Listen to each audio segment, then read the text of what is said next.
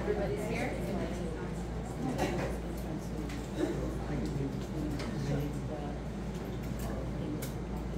So how's everybody so far? Good? Very good. So I just want to make clear, we're not a dating site, okay? Fine. All right. So the next speaker, she's a powerhouse. She's not just a friend, but she's a transformational life coach for the Brave Thinking Institute. And she's gonna teach you how to really empower yourself. But I'm not gonna say too much, but she's changing people's lives. She's very passionate about this, right? So, take down notes, and later on, if you need to talk to her one-on-one, she'll be, after her talk, she'll be around. But So we're going to welcome Ms. Tracey Celotti. Celotti. Thank you.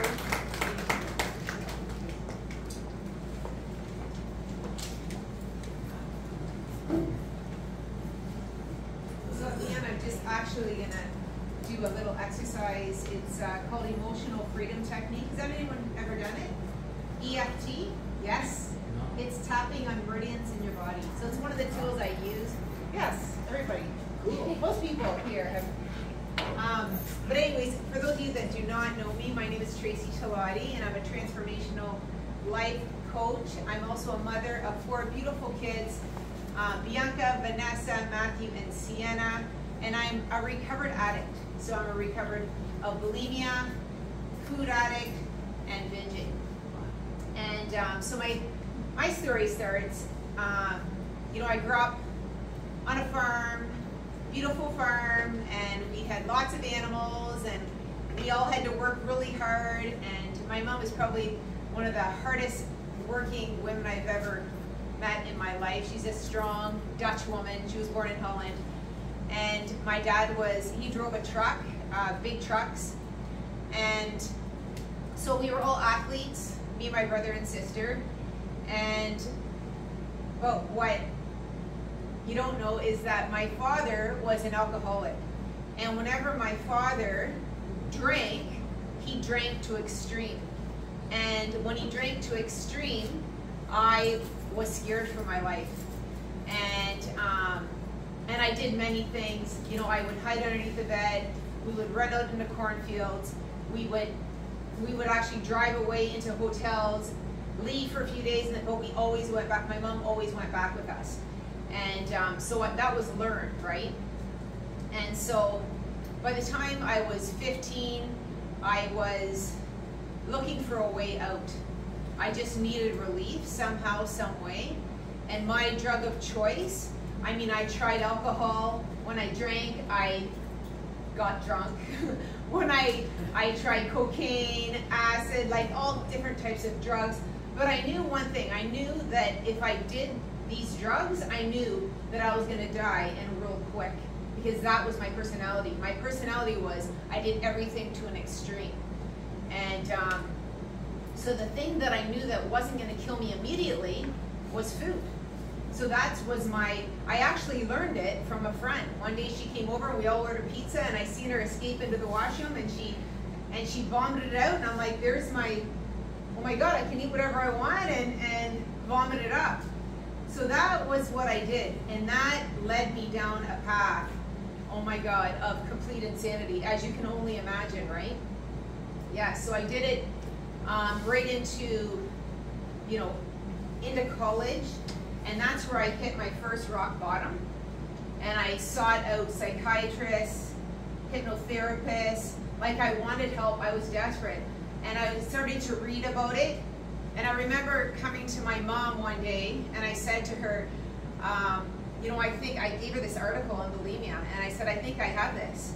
So she read it. She's like, no, you don't have that. Because for my mom, she couldn't handle anything else on her plate. So my dad was very abusive, not only physically. I watched him, beat up my mom countless times, verbally, emotionally, mentally. I witnessed sexual abuse as well. So she couldn't handle one more thing on her plate, and it was okay. I just went on, So but for the grace of God, and this has happened all through my life, I was offered a job interview right in the middle of college. I went to Fanshawe College.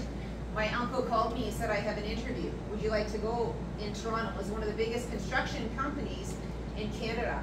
So I went to the interview and I got the job, and that was honestly a lifesaver for me, because I now had hope for the first time in a very long time. And I was a secretary, but you know, you become like the 5 people you hang out with. I'm sure you've heard of that, right? You become like the people you hang out with. So here I was in an environment of all men. So then my addictions with men were coming out. I was like drinking. So the food had subsided, my bulimia had subsided. I was exercising, I was going to bars, I was working hard. And actually, in the beginning, I actually met a man, and that's the man, he was, I thought, the man of my dreams. And I married him by the time I was 21. So anyway, I knew that I needed to quit this company, especially if I was married, because I knew that I didn't want to be a cheating wife, to be honest with you, because I watched my mom fool around with my dad. She had an affair, and truthfully, I was very immoral before I got married, and I did a lot of things that I had to give to God and really ask God. Talk about forgiveness. I had to forgive myself. But I went to a priest, actually, and I told him what I did. I didn't even think I should be getting married. And he said, you know, you're forgiven, and, you know, carry on with your life, honestly. And I had a spiritual experience. I didn't know it at the time, but I was never unfaithful to my husband then. And, but after we got married, we settled into a beautiful home that was beside my mother-in-law and father-in-law, brother and sister-in-law, aunts and uncles, on this gorgeous, you know, he was a very successful man, very handsome man. And I actually went part-time, and then I decided to quit because I knew I needed to soul search. I knew that there was something that was wrong with me. I knew that I wasn't normal, because now I was in an environment that everything looked normal. Everything actually looked perfect. That's the way my ex-husband's Italian, and everything was just like a fairy tale. And so I remember one day when I quit work, when I was going to weekends, personal development weekends, you know, getting help, but I was hopeless. And here I thought I had everything, and I didn't know. I said to my husband at the time, I said, I don't know what's wrong with me. I feel suicidal, like I don't want to be here. And I had no reason. And he said to me, you know, seek out help. I'm here to support you. Do what you need to do. And that's what I did. I actually started searching up, because my eating disorder started getting into, you know, very active. And so I looked up Overeaters Anonymous. I went to my first meeting that night, and I got my sponsor, did what they told me to do. And within 6 months, I actually met this other young woman that was going through the AA, the 12 steps. And she asked me, do you want to go through this? And so I made a decision. Yes, I did. I was very open-minded. I had to be, because I wanted to get better. I wanted to get better. I just wanted to be normal, honestly. I just wanted to be normal. Now I know different, but back then I thought. So I started attending these meetings. I went through the book, and I had another spiritual experience. I asked God, I asked actually Jesus to enter into my heart, and my life changed. And you know what? The dream started. I had my first child, and then 22 months later I had my second child, so my second girl, so Bianca Vanessa. And then 23 months later, I had a boy. And this boy was like a miracle boy, especially for Italians. That's all they wanted for my husband at the time, to have this little boy. And right? And within 2 months of that, so that year was 2001. And in 2 months, I was depleted. I was exhausted. My daughter, Bianca, was 4, Vanessa was 2. I had a newborn, and I actually was going through the book of Revelations with my mentor. And if you know the book of Revelations, it's about things, you know, I believe my mentor was a prophet, and he was showing me things. And that year, the Turkey earthquake happened where thousands and thousands were killed. My brother actually got married a couple weeks after that. My daughters were the flower girls in that wedding. And again, everything for me had to be perfect. So I was running around like a crazy woman, trying to make everything, and I was dying inside. And then a week after my brother got married, the 9/11 happened. So the 9/11 happens. A month after that, my father-in-law, my healthy, vibrant father-in-law that I loved, like literally drops dead. He had his varicose veins out. Within an hour, he had a blood clot. He was at home actually. It was 2 weeks after. He got a blood clot in his leg, and within an hour he died. So now there was devastation in the family. And I lived all around his family. And you know, when someone's in pain, I felt their pain. I felt their overwhelming I felt the hopelessness. And I tried, but it was, I guess, because I was at my depletion, or I was exhausted, I couldn't take on anymore now. And I was getting the brunt of their pain. Because people lash out, you know, hurting people hurt people. So I was getting hurt. I was, and as a result of them lashing out at me, I was getting angry. And I was probably revengeful. I had, like, rage was starting to build. Now, I had become a woman of prayer. I was absolutely a woman of prayer at that point, and it helped me tremendously. And I used to do a lot of writing out my feelings, and I also had a fellowship that I could talk to. And I used that because I used to go to meetings still. And the other grace, God's grace, was that I was helping others. I was helping other women in their own addictions, and I was watching them recover right in front of me. But so here I am. I've got 3 kids, and I'm doing all this, and now then I started letting go of myself. I stopped doing the thing I loved most, and that was fitness. I just thought, you know what, I don't have time for that, and I put it on the side burner, and I started to suffer. Like the outlet wasn't there. That's my outlet. And I'm going to share with you actually tools that have helped me to be absolutely, you know, recovered, you know, of all my addictions, which is a miracle of God. And I'm going to start by saying that nutrition absolutely was instrumental in my recovery. Nutrition, having nutrient-dense foods in my diet, and then I brought fitness back in. There's much more to my story, but I only have so much time, so I brought fitness back in, started going to the gym, and I started taking care of myself. Another part of my story I think that's very important I need to share is that in that exhaustion and depletion and me lashing out at my husband, that's who I lashed out, and me trusting, you know, I trusted someone very close to me. They got into cahoots, and one day I came home. I had taken my son to swimming lessons, and he was almost a year old. My mom was waiting for me on the bench, and she said to me, Tracey, you know, just listen to what they tell you to do, and don't ask any questions. Do not rebel. And I knew, God said to me, I was actually very rebellious. Because obviously, when I'm acting out, that's rebelling. And I was revengeful, and I didn't like being controlled.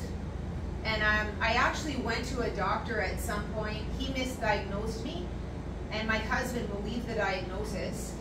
And that's where he went in cahoots with someone very close to me. And they drove me to Sunnybrook Hospital. And I had no idea what I was getting myself into. My brother was waiting for me, and I just remember when I walked in, and I remember a couple nurses that I had met. I think there was a doctor there, and my brother was walking me down the hall, and I was going to the F ward. So the F ward, if you don't know what that is, that's the mental ward where you're locked up. And I was like, I said to my brother, I said, like, no one would stand up. Like, I knew that I had issues. Don't get me wrong, I knew I had issues. But to be locked up with people that were literally out of their mind, that's what I was locked up with. But I knew. I actually, but for the grace of God, I had my Bible in one hand and my AA book in the other hand. And when I went in there, and my brother he was powerless. And I stayed there for 3 days, and then I got put on it. For 11 days, I was on just that floor where I was doing Tai Chi, therapy, and whatnot. And when I got out, I went right back to being a full-time mother. But now I had trauma to deal with. I felt misunderstood. So you can imagine, like, everyone knew that I was in the hospital. So I had shame. I had so many things now more to deal with. And I started to search out prayer groups, Bible studies, and I started, what I love about this group too, and I just heard the first two speakers, is that everyone has their own path, and everyone has what works for them. What worked for me, 1000%, was when I delved into the Word of God.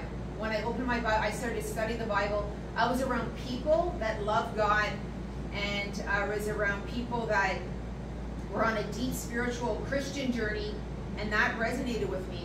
And to this day, I just went deeper and deeper and deeper.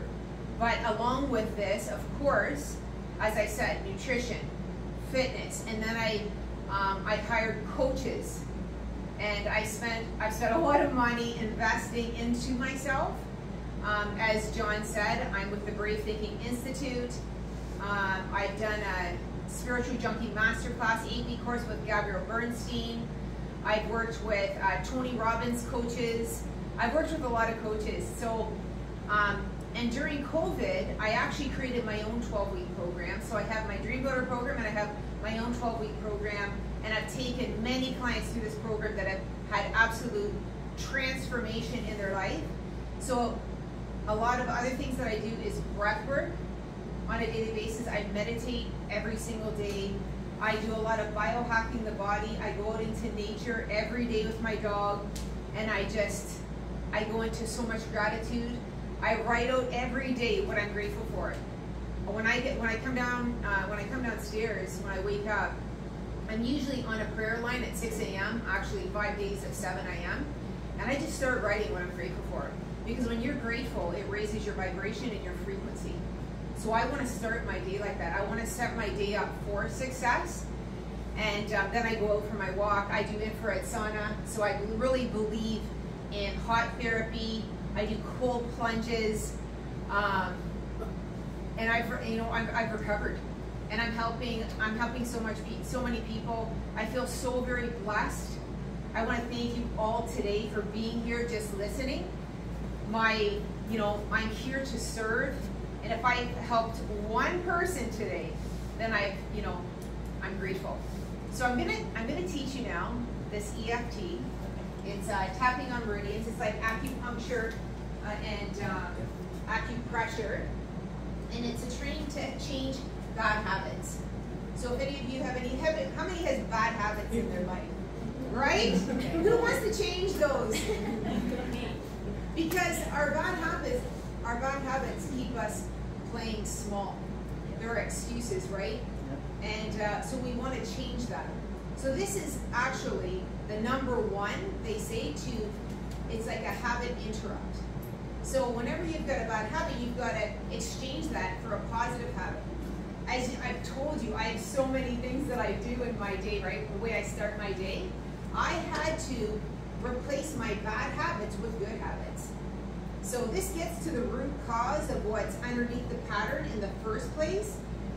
Every one of us have negative patterns where we get stuck in addictive behaviors, thinking negative thoughts, right? And the insanity of that. Repeat experiences that we go over and over in our minds. So this is going to help us uncover the root cause condition. And I just want to ask you something. So I want you to think, if you have a pen and paper or your phone, on a scale of 1 to 10, your most pressing issue in your life right now, what would that be? just write it down. And I want you to put, so 10 is like, it's very intense. And a 1, it's, you can handle it. It's there, but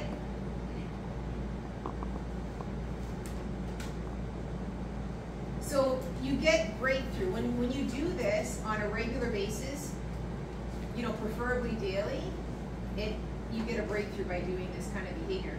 It's, and I'm gonna take you through, and I'm gonna see what happens with all of you. I have had great transformation with this and my clients. It's not for everybody, but we're gonna just see what you guys think. I know some of you have done it. So the points that we tap on is we start here on the heel of your hand. Okay?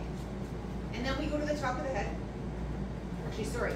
We go to the eyebrow, side of the eye, underneath the eye, under the nose, chin, collarbone, under the ear, on top of the head. Okay. I want everybody to just close your eyes for a moment and take a deep breath in. Inhale. And let it all go. Big sigh. And let's do that one more time. Deep breath in. Inhale. Big sigh out. Release. We're going to start right here on the heel of the hand. You're going to repeat after me. Even though I struggle to change, I deeply and completely love and accept myself. Even though I struggle to change, I deeply and completely love and accept myself. Even though I struggle to change, I deeply and completely love and accept myself. We're going to come to the eyebrow. I don't want to change.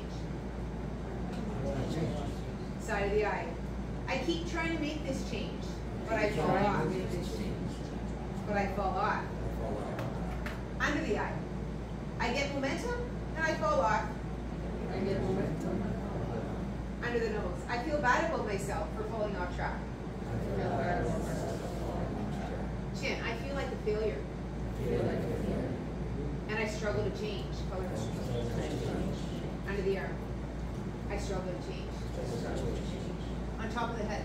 Maybe a part of me is afraid to change. Eyebrow point. Maybe a part of me is afraid to let go or don't want to let go. Side of the eye. I'm afraid to let go. Under the eye. I'm afraid to let go of control. Under the nose. Who would I be without this pattern? Who would I be if I were to let go of this pattern? Under the arm. I'm holding on. Top of the head. There is an issue underneath this pattern. Eyebrow point. I know I'm running from something. Side of the eye. I'm running from something. Under the eye. I'm running from something. I'm running from something. Chin. I keep on running. I'm afraid to let go of control. I'm afraid to face this issue. Top of the head. I sabotage my own healing because I am afraid. I am in the way of making change. Side of the eye. My fear is blocking me. Under the eye. My fear is blocking me. Under the nose. But I don't want to be afraid anymore. Chin. I want to make positive change in my life. Collarbone. I want to heal and stop running from fear. Under the arm. I want to change. Top of the head. I'm willing to heal. Eyebrow. I know I can release pain. Side of the eye. I am not my pain story. Under the eye. I am not my past. I don't have to run anymore. It's okay to safely face my fear. When I face my fear, I can be free. Top of the head. When I honor my past and my feelings, I can be free. Eyebrow. I can be free and I can change today. Side of the eye. I can have a quantum shift because I'm willing to heal. I'm ready to heal. I don't have to run anymore. I can make positive change with ease. I can follow these steps. I can listen to Tracey's guidance. I can feel supported. And I trust that I can change. I trust that I can change. I'm willing to change my patterns. I'm ready to heal. I'm ready to heal. I'm ready to change. I'm ready to change. Take a deep breath in. Let it go. One more time, take a deep breath in. Let it go. You might feel a little bit of tingling. Just close your eyes. Feel the sensations in your body.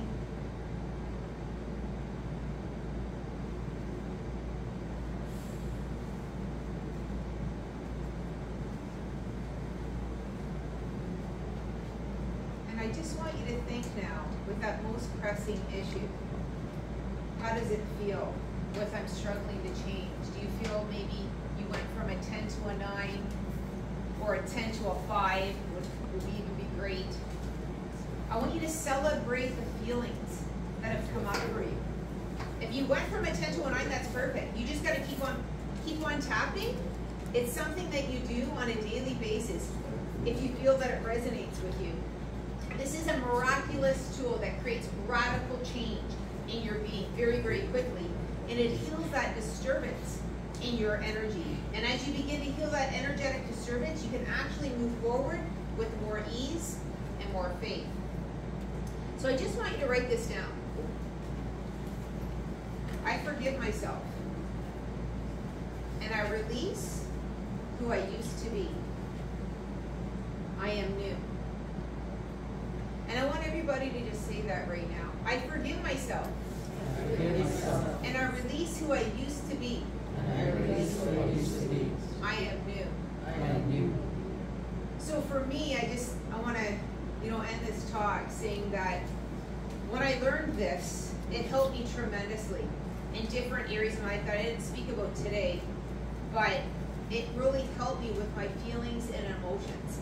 And it helped me not to go back to my bad habits, because they can pop up so easily, as we all know, right? Bad habits are just, they're there to haunt you. But if you have these tools ready, whatever that tool that you pick, and if you have a smorgasbord of them instead of going to your bad habits, you will find that you will go to it's actually hard. They say if you do what is hard, your life become easy, right? If you do what is hard. This is hard. When you're going through something, you don't feel like tapping.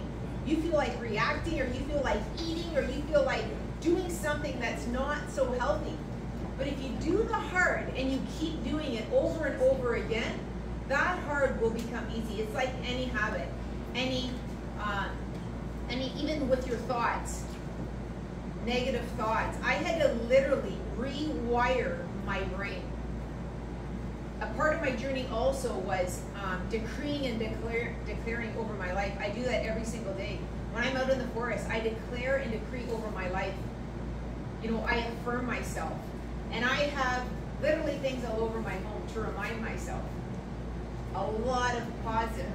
I won't allow myself today to go into the negative. I will not go into that spiral because of all the things that I'm doing. So, like I said, I hope I've helped any of you today, but I'm really grateful to be here. Thank you. God bless you all.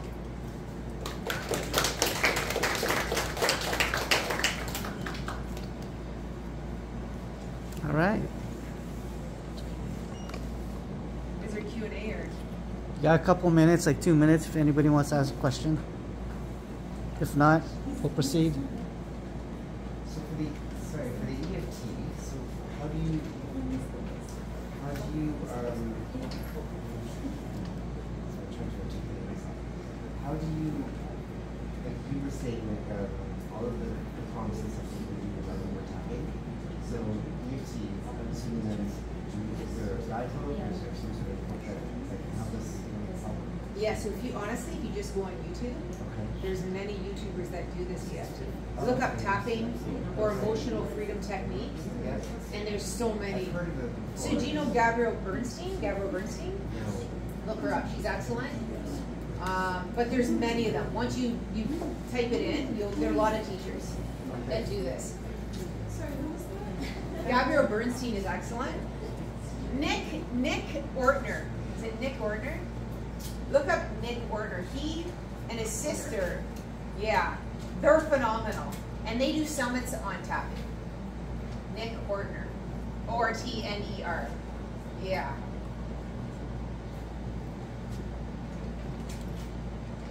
Any other questions? Thank you. Thank you very much. Thank you. All right.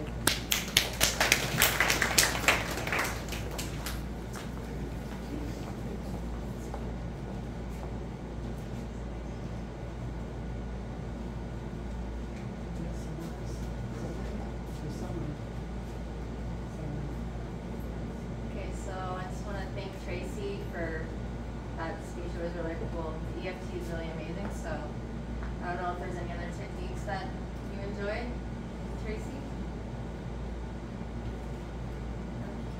But yeah, before we go into the next, our main speaker, I think you guys pretty much wrote your name down on the sticky note, right?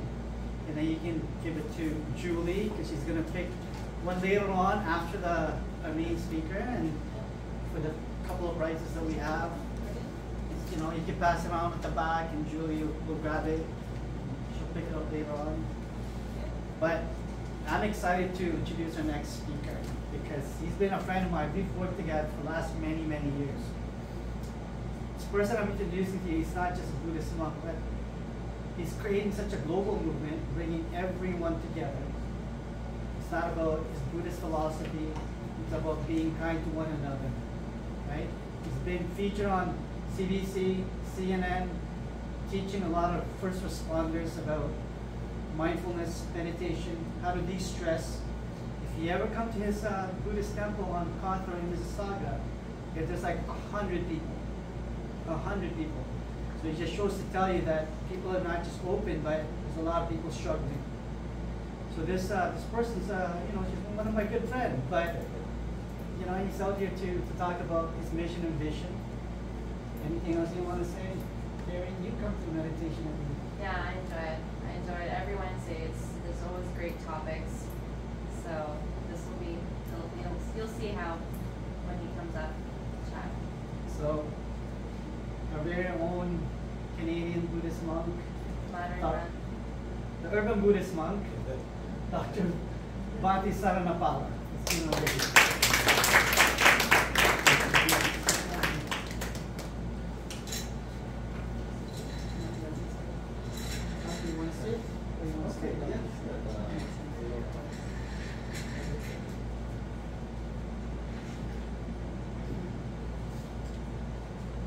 I have my Timmy.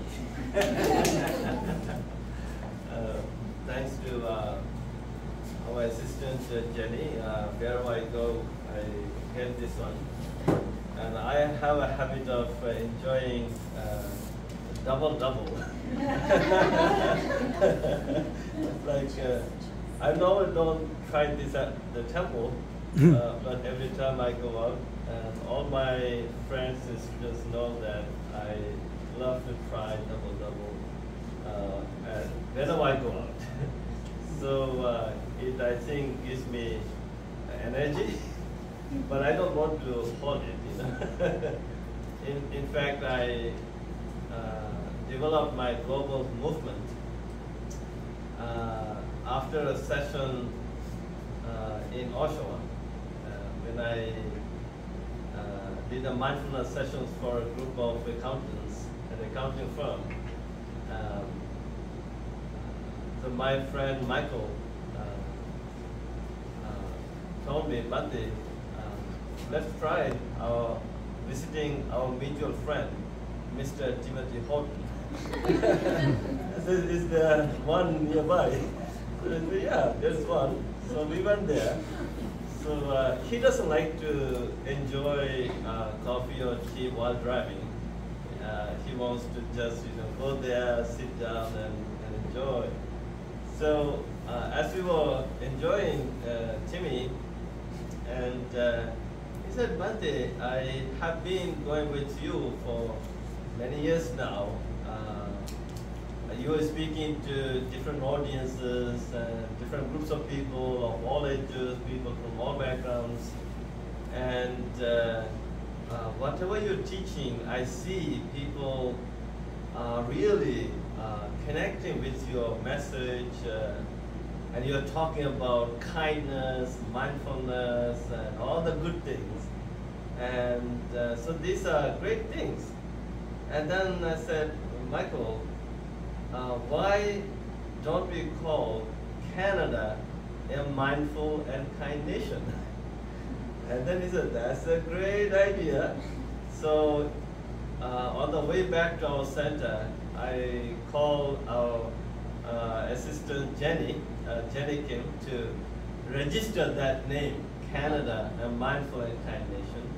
And then I started this movement, and then my global mission is to call every country a mindful and kind nation. This is not a religious thing, this is not a cultural thing.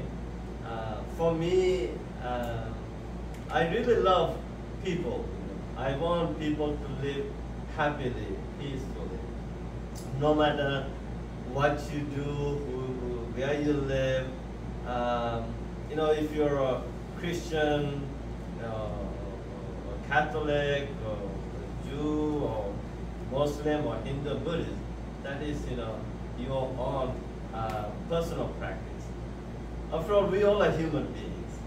And as human beings, we have this typical feeling. We all want to be happy, right? It's not just the human beings, all sentient beings like to be happy. So when we talk about happiness, you have an idea what it means.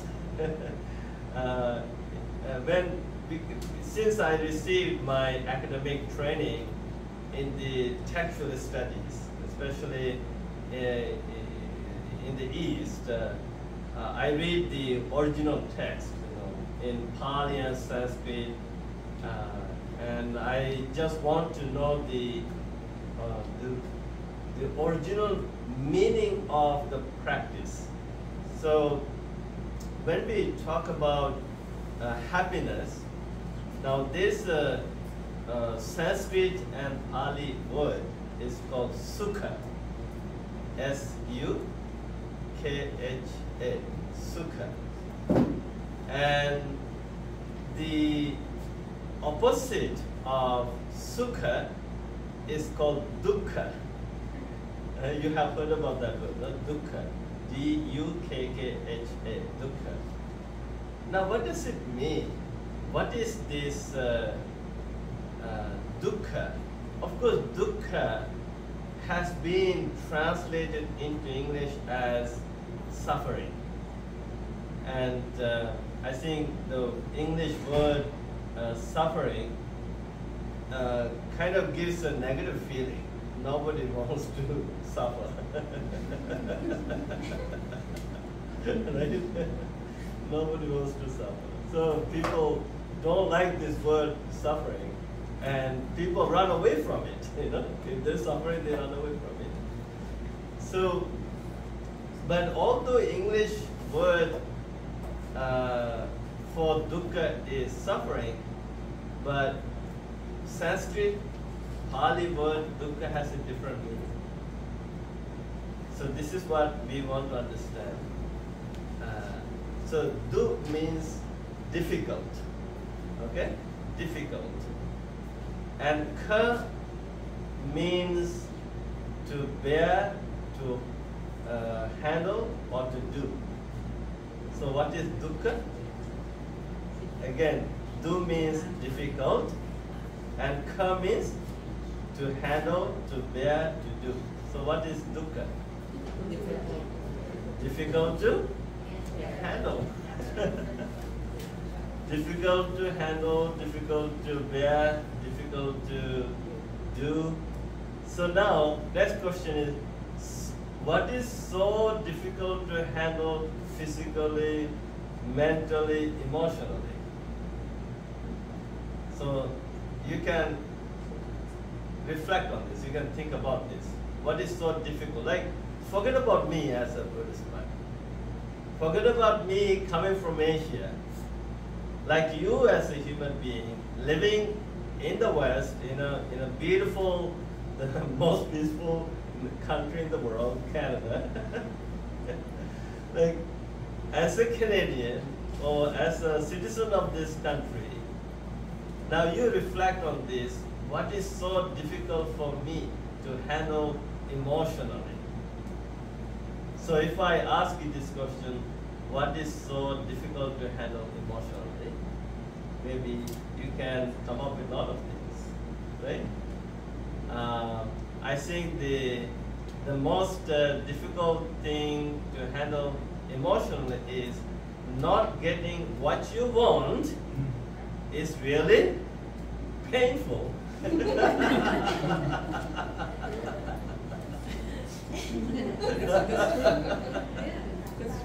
Right? That's true. So the dukkha, the difficult to handle, this is also the way I explain it to the people. It's a conflict. What is this conflict? Conflict between the wish and the reality. Now, what is the reality? And what is your wish? You may have a lot of wishes. Now, I can give you an example. Okay, let's say your wish is to remain young forever. But what is the reality? Reality says it's just a wishful thinking, but the truth is you have to grow Age old. gracefully. Age gracefully. Right? Yeah, so and your wish is to have all the loving people around you. But the reality is, sometimes you have to deal with the people that you hate or you don't like. So I have heard some stories, no? Like Anna was telling a story. So like that, it's a conflict between the wish and the reality. Not getting what you want is really painful. So, and sukha, and okay, let's say this one, we don't want this dukkha, right? We don't want suffering. And then it is the natural wish for every sentient being. Even for you as a layperson, me as a monastic, my wish is to be happy. Now,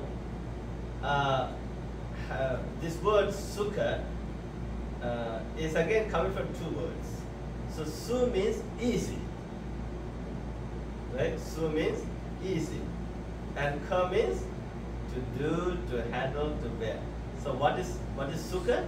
Easy to get. Easy to bear, easy to handle, easy to do, right? So what is so easy to handle emotionally, psychologically, physically? Yeah? not getting what you want is so difficult. So this is something that we have to reflect on. Now when we talk about mindfulness, let's say, people do talk about mindfulness in various ways, but mindfulness practice has a purpose, has a goal. The goal of mindfulness practice is to liberate you, to free you, to make you happy. So now, when we talk about mindfulness, again this word, English word mindfulness, doesn't really give the essence of the mindfulness practice we talk about. Mindfulness is the English translation of the original practice, ancient practice of sati. It's called sati bhavana. Sati, I see it was the Western psychologists who popularized this word, mindfulness practice. And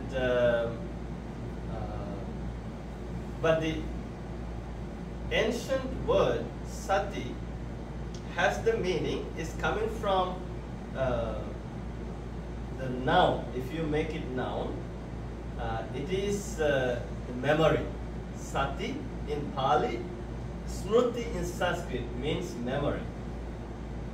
But if you make it a verb, and sati means to remember. So sati means to remember. Now what is the what's the other word that could be like, what's the opposite of remember? Forget. So that means practicing mindfulness means never forget.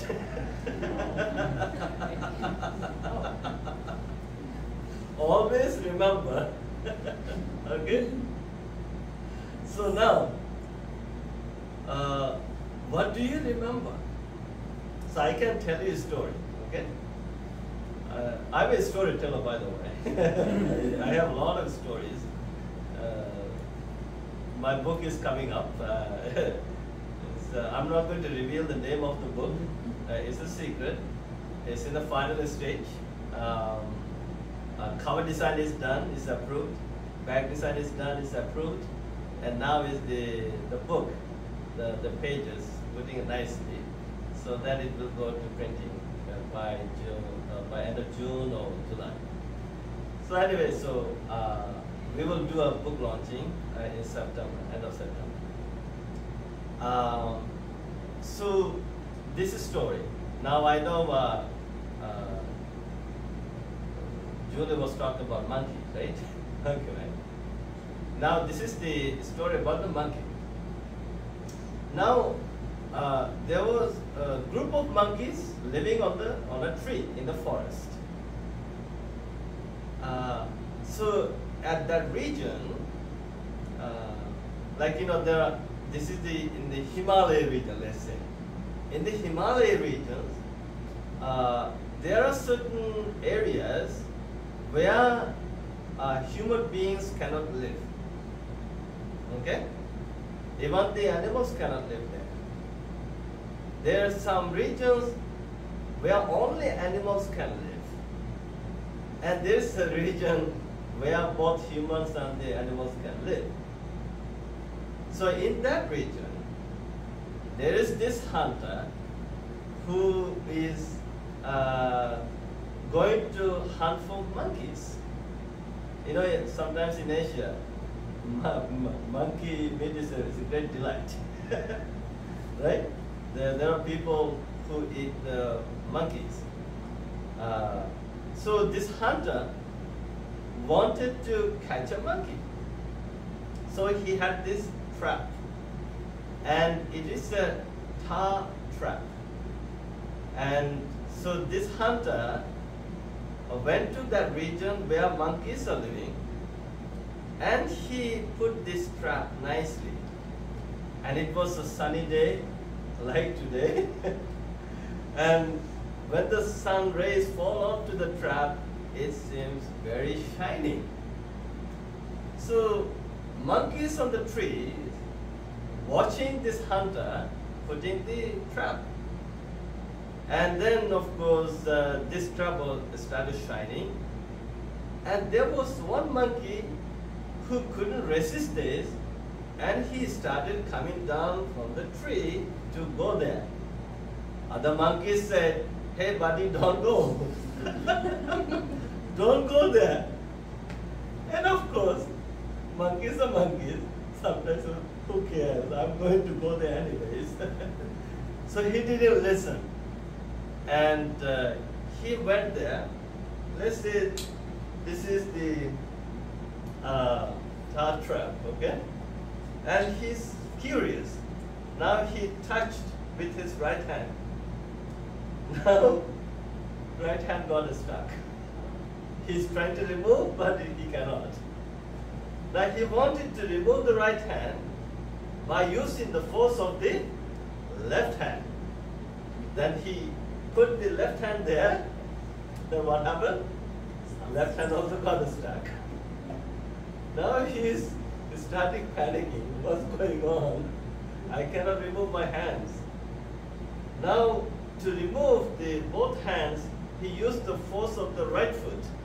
He put the right foot, then what happened? Then got stuck. Now he started really panicking. And then he used the left foot to remove the right foot and the two hands. Left foot also got stuck. Now he started crying, "Please help me please." But other monkeys are just watching. We told you buddy not to go there. You ignored us. So what can we do? Of course, there are some wise monkeys, they know that, right? So it's a trap. So then he became helpless. Then he used the force of his mouth to remove the both feet, legs and the hands. And then what happened? He got stuck there. Now he's completely got stuck. Now the hunter was watching all this. The hunter realized, now this monkey is completely stuck. Now it's time for me to get him and take him home and cook him. Okay.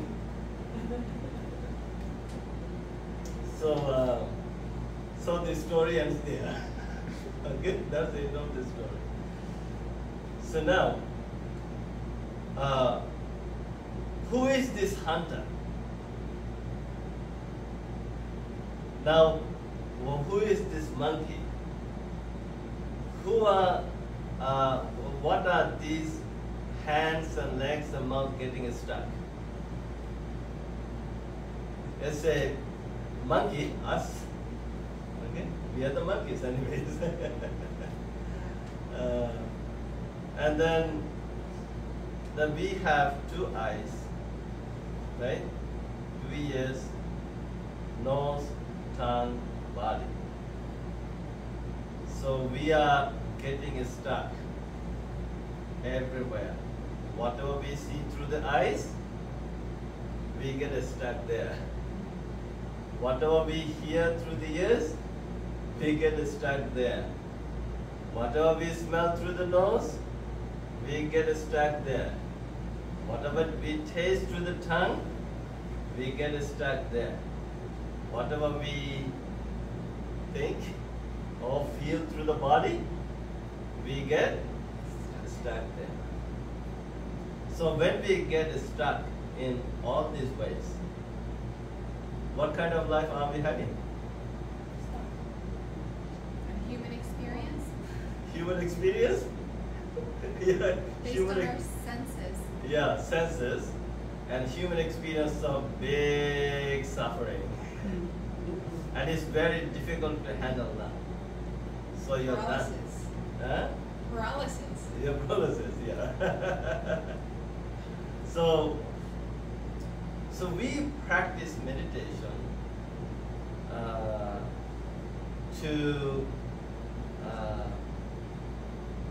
which is so easy to handle for us. Now let's say the memories, the thoughts, images, the past, the future, the people. Huh? So all these are very difficult to handle, difficult to bear in mind. Now what do we do? If you want to be happy, it's something like this. Let's say you can come here. I wanted to do a little exercise. Okay, can you bring this one? What's your name? Liza, okay. Okay, I wanted to hold this with your right hand. There's a strong one? Nice. Okay, hold it like this. Okay, let me see how long you can hold this.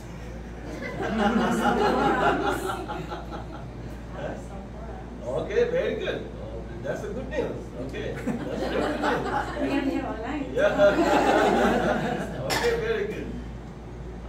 Let me see how long you can hold this, right? It's a hand sanitizer. And of course, you're a young lady. You said you're very strong. But at the same time, I want it to be very, very honest, right? So that means, being honest means you have to accept the truth. You cannot resist, you cannot deny the truth, right?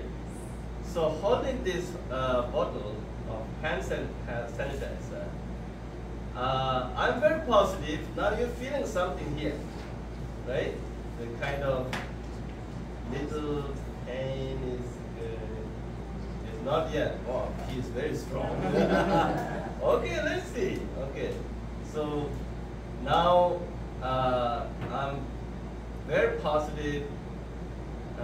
It's a bit becoming heavy, right? It's now I can, if it were to be a bottle of water, I could have shown you easily whether she is stable, steady or not by looking at the water, right? But we cannot see it here, right? But I'm positive you're feeling something. Now imagine, let's say you held it for 1 minute, let's say, and you're feeling something.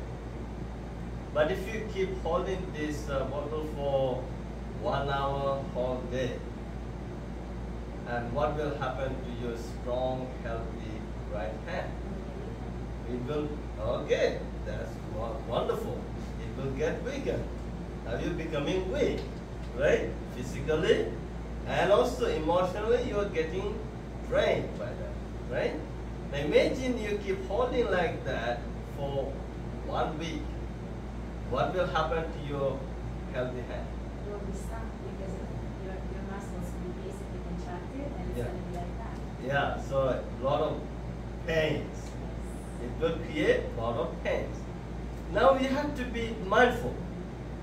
This is where you need to bring mindfulness, okay? Now, you have to be mindful for the fact that, I feel something here is hurting. Where does it come from? I think it's holding this bottle is causing the pain. Okay. Now this is the time when you're in pain, this is the time you need to invite the love and kindness, self-kindness, self-love. I don't want to be in pain. You need to be compassionate. This is why you need a lot of compassion for yourself. My goodness, I'm in pain. I don't want this pain. I want to be free. You need to be kind to yourself. So if you become mindful that it is holding this bottle is causing the pain, now you have to remember this bottle is not yours, right? It's not yours. If it is not yours, what do? You put it aside. Okay, put it aside. Now, relax. What happened to your pain now? It's gone. It's more like not pain. It's more like just a tiny bit like the stomach is unnervous. Yeah. So that's why my muscular is more like Yeah. used to start. Yeah, that's right. So it's like, no, it's good to be like that. It's no matter how strong you are. Like this is just a kind of example that I'm giving. Now, so in the same way, when you, okay, you can go back to your seat, thank you. You're welcome. Yeah, so in the same way, let's say you have a luggage, okay? You have a luggage. Now, if you keep adding all the negativities, negative memories, bad stories into this luggage, and if you keep carrying this luggage, let's say at the beginning, you're strong, and also you want to show everyone, hey, I'm strong, I'm healthy, because this is who we are, you know? Like we human beings don't want to show our weakness, right? We have this fear of losing, not getting attention, losing people. So, so we show our strength, but at the same time, what's damaging us is damaging us, is making our life miserable. So you could smile in front of people, but when you go inside, you know that, the feeling, right? So when if you know that is this luggage that I'm carrying, let's say 2 luggages, and I'm carrying this, but after 1 kilometer, I start feeling kind of tired, right? So and now my walk is becoming slow. I used to walk faster, but now it's becoming slower and slower and slower and slower.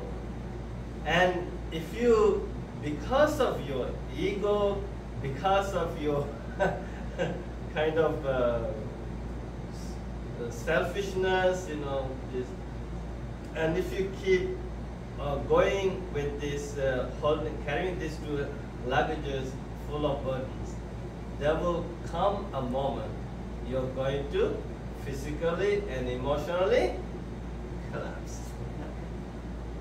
That's it. You're done. Now what do you do? In meditation, you have to remember this, is holding and carrying these 2 heavy luggages causing me the pain, is blocking my journey, is disturbing my journey. So now, okay, you need these luggages, but do you have to hold them all the time? No. Okay, you carry for 1 hour and take some rest. Put them aside. Gather some energy. Take some rest. Sleep and eat. Drink. When we say drink, not alcohol. Okay, not alcohol. Just water and juice. You know, Tracey, what happened to you, no? Water, not juice. And tea, you know, something like that. And the tea. So then you just, after you feel relaxed, then it's okay. Keep going. And again, take some rest. So this is how we should be. So we practice mindfulness meditation to purify the mind. Okay? The mind is a very important tool. Now, we have to remember mind and body, both. There are people who go to gym every day. They do physical exercise, and because they believe in this physical fitness, right? And so for that they would go. They would be mindful of what they're eating, and they're also feeding the body every day. You're doing exercise for the body, you're feeding the body every day, you're taking a shower to clean the body every day, You're dressing up yourself with all these nice outfits every day. But I have an honest question for you. What are you doing for your own mind? Are you washing your mind every day? Are you feeding your mind every day? Are you doing any exercise for mental fitness? What are you doing for? Now, just by taking care of one thing, the body is not enough. It's just one thing. So it's like riding a bicycle. You need two wheels. So you need to paddle. If you want to keep going, moving forward, you need to paddle. Be mindful of that. So if you just taking care of one wheel, then the journey will be very difficult. So you have to take care of the both, mind and body. So it's okay. Go out and enjoy, eat whatever food you like, and go to gym, that's fine. But it's the mental fitness that's really, really important. In my counseling career since 1999, I have seen people, men and women, of all ages. Physically, they are so fit, very strong, but mentally, they are very weak and they are suffering big. Mental fitness is very important. So that's why we practice meditation. So what is causing this unfitness in the mind? You know, unfitness of the mind, those are maybe the deeds, actions, the words we speak, the thoughts we think. So if you are doing the bad deeds, if you speak in the bad words, if you are thinking the bad thoughts, and of course these are negative, unhealthy, unhealthy, bad, all these, then of course they are going to make you emotionally, psychologically very, very, very unfit. Okay? So if you want to empower yourself, like John, you use the word empowerment through mindfulness practice, meditation. If you want to empower yourself physically, emotionally, psychologically, then you need to learn to do a major shift. Major shift. And you have to shift your attention from negativity to the positivity. So if you believe in wellness, health, happiness, peace, freedom, you need to love yourself. You need to care for yourself. How do you love and care for yourself? Refraining from the negative things. Negative deeds, negative words, negative thoughts. And training yourself to do the positive ones. So I teach people every day, like especially the kids, even for the adults. You also kids, okay? You also kids. We all are kids, by the way. So I'm encouraging people to be mindful of this. Just do one act of kindness every hour. Well, let's say if you don't do every hour, one act of kindness every day. Now, how many days a week? 7. If you do one act of kindness a day, how many acts of kindness are you doing a week? 7. How many days a month? 30 or 31. If you keep doing one act of kindness every day, how many acts of kindness are you doing in a month? 30 or 31. And how many months a year? 12. If you keep doing an act of kindness every day, how many acts of kindness are you doing every year? 365. So now, these are the acts of kindness that have the power to transform our life, to have the power to make you happy. So I know we are running out of time. We don't have much time. I'm a freestyle speaker, by the way. I just keep going on and on. Because when I get into the speaking mode, and then of course a lot of stories pop up, a lot of ideas pop up, and I feel like sharing everything with you. But I would like to give you a chance to ask questions. So I just shared with you the basic stuff, right? Can you also give a chanting blessing before then? I will do a blessing too. So any questions? I did not tell you my story. It's a long story. Read my book. I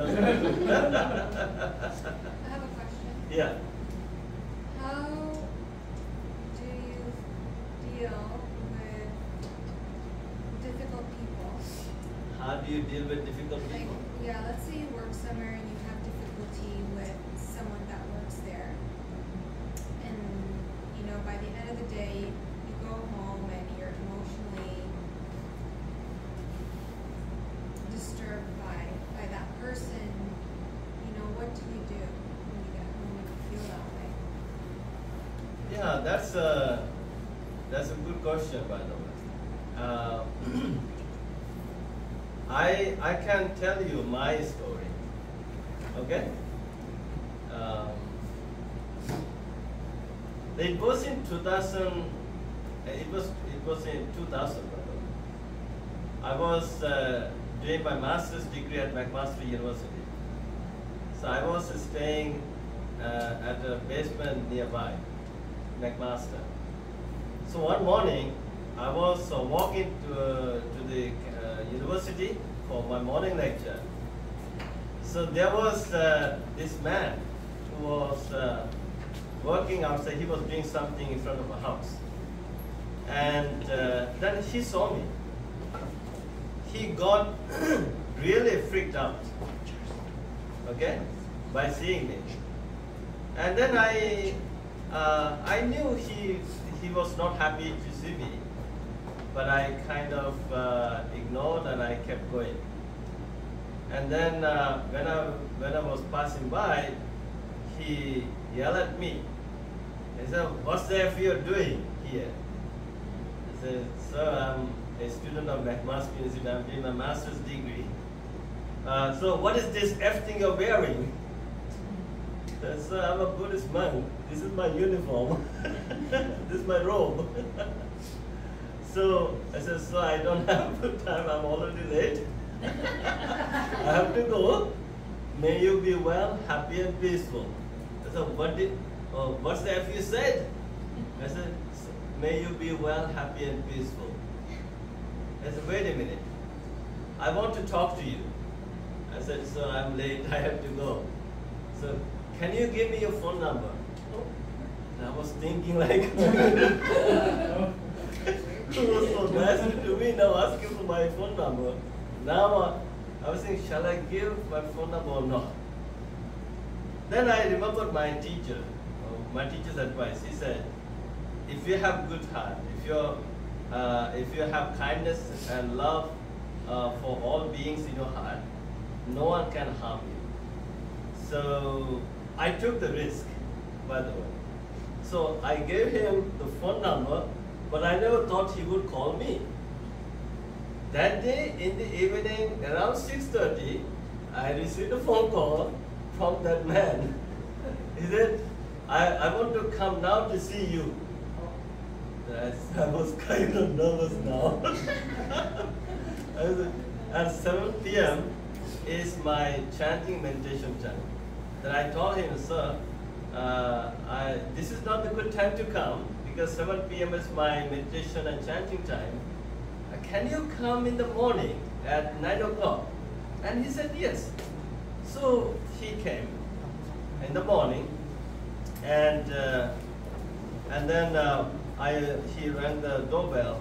I opened the door for him. So I said, "So I don't have much. Would you like to have a cup of tea, or a glass of water or juice?" He said, "Yes, why not? A cup of tea would be nice."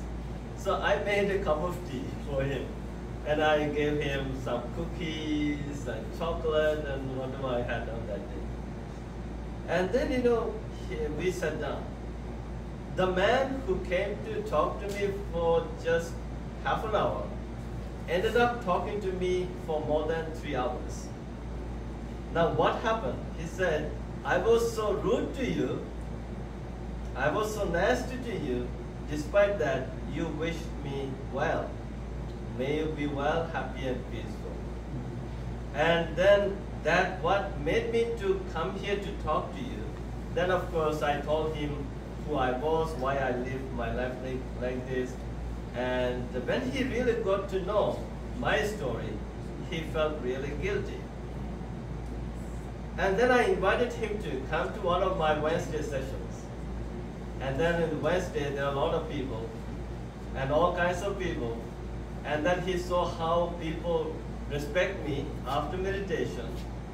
And then he started really feeling guilty. And so he was there waiting to talk to him patiently. When all people were gone, then he came to me, and he was kind of nervous, shaking, and saying, "Please forgive me." I think he asked for forgiveness 1,000 times. I said, "Don't worry, I knew you were behaving like that because of ignorance. You didn't know who I was." And so I said, "It's okay, don't worry, you're forgiven." And so again, you don't have to blame yourself for behaving like that, because you did that because of your ignorance. So he kept coming, and one day he asked me, "If I invite you to come to my wedding, would you come and give us blessings?" And I said, "Why not?" So he invited me, and I went to the wedding that was in Brantford, after Habitus, right? And Brantford, right? And it was at a church. I was the only person who looked kind of different like this. Everybody was thinking, why is he here? What is his connection with his family? and people were so moody. Nobody was kind enough to even greet me with hello, So anyways, so I was very calm, quiet. I was looking at everyone, And of course, I love to learn new things from people. And when the minister finished his rituals and marriages and declared the people, and the MC invited me to come onto the podium to give the blessings. So now I was walking towards the podium, and then this guy grabbed the mic, and he told all people, there were about 250 or 60 people, and he told everyone why he invited me to come to the wedding to give the blessings. He said, "Today I have become who I am is because of this Buddhist monk." So I think it is the risk we all have to take, right? And of course, people are difficult. But the thing is, we have to be mindful for who we are, and at the same time, we have to see the bright side of the people. Maybe, at work, maybe. They could be, when I do mindfulness sessions for the managers, CEOs, bosses, of the companies, I kindly tell them, please don't be rude to the people who are working for you. Don't give them a hard time. Be kind to them. If you can become kind to them, guess what? They are going to perform well, and your company will benefit more. Now, if you're being unkind to them, yelling at them, screaming at them, not appreciating them, always blaming, finding the faults and their weaknesses, And guess what? You're making them become unfunctional. Because this fear, fear, like how everybody doesn't want to go to work. People get panic attacks, anxiety attacks. Sunday night they cannot sleep. so it's because of all these things, So I said, be kind to them.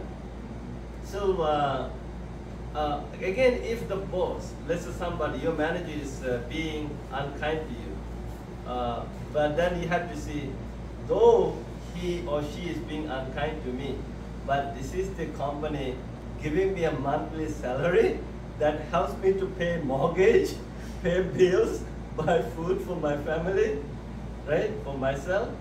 And so you see the bright side of everything. If you can train yourself to see the bright side of everything, and then it helps you change your perspective. And then, let's say a person could be very unkind to you, maybe first day, second day, third day. But afterward, if you don't emotionally react, then one day he or she is going to realize there's no point of yelling at this person, right? Because the best way to respond to them is to smile. Just smile. Whatever they say, just smile. Now, I am teaching people, this kindful song, and whenever somebody gets mad, becomes angry, or upset, or anything, and at that moment, you take a deep breath, you just wish the person well, and sing a song. May you be well, may you be happy, may you be peaceful, may you be free. So when you sing this, you may not be able to sing this verbally, but mentally, at least you sing and wish the positive energy to that person. It's going to change that person's behavior and attitude towards you. And whoever it is, even it could be your enemy, you give a lot of kindness to that enemy. If you're buying a TV for yourself, also next time buy a TV for that person as well. You know what? I thought about you. I thought you would like a TV. He will go, this is for you. Guess what? This person who has been so rude to you would start thinking, my goodness, Erica is such a kind person, such a nice person. Oh, she bought me a double. That would make him happy and would change the behavior next time. Something like that. Little act of kindness. Yeah. You can apply this to everywhere. Cool. Anyways, so John, what's next? The blessing and then the draw after. Okay, so blessing, I would do. These two statues have been blessed last Wednesday, by the way. Yeah. And during meditation, so I would like to bring your palms to your heart and close your eyes. Now take a deep breath and relax. Now without thinking of anything else, just allow yourself to be right here now. And I'm going to do a blessing chanting in Pali language, wishing you all happiness, good health, peace, with these good intentions, good thoughts in mind. Please listen to this blessing chant with an undivided mind. Namo tassa bhagavato arahato samma sambuddhassa. Namo tassa bhagavato arahato samma Namo tassa bhagavato arahato samma sambuddhassa. Iti piso bhagava arahang samma sambuddho. Vijja charana sampanno sugato lokavido. Anuttaro purisa dhamma sarati satta deva manusanang buddho bhagavati. Swakhato bhagavata dhammo sanditchiko vakaliko ehipasiko panaiko. Paccattang veditabo vinyohete. Supatipanno bhagavato savaka sangho. Ujjupatipanno bhagavato savaka sangho. Nyaya patipanno bhagavato savaka sangho. Samici patipanno bhagavato savaka sangho. Yadidang cattari purisa yugani atta purisa pukkhalai sabhagavato savaka sangha. Ahuneyo pahuneyo dakkineyo anjali karaniyo anuttarang punyaketang lokasate. Etena sajja vajjena sothite hotu sabbada. Etena sajja vajjena sabbarogo vinasatu. Etena sajja vajjena hotu te jaya mangalang. Sabbitiyo vivajjanto sabbarogo vinasatu mate bhavatvantaraya sukhi dighayako bhava. Bhavatu sabba mangalang rakhantu sabba devata sabba buddhanubhavena sada sotti bhavantu te. Bhavatu sabba mangalang rakhantu sabba devata sabba dhammanubhavena sada sotti bhavantu te. Bhavatu sabba mangalang rakhantu sabba devata sabba sanghanubhavena sada sotti bhavantu te.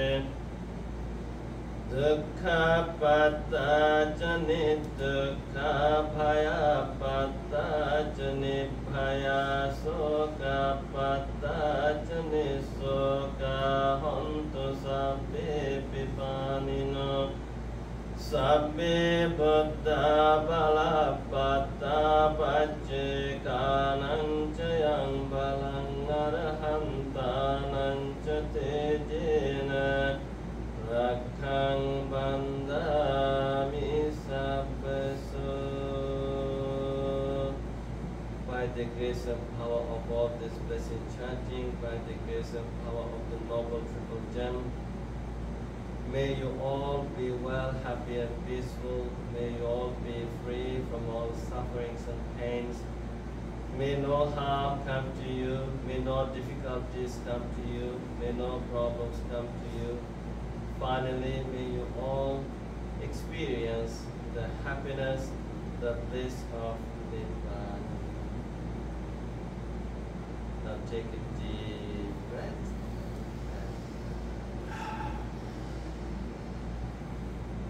Now you can open your eyes. Thank you, Bhante. Wonderful. Thank you.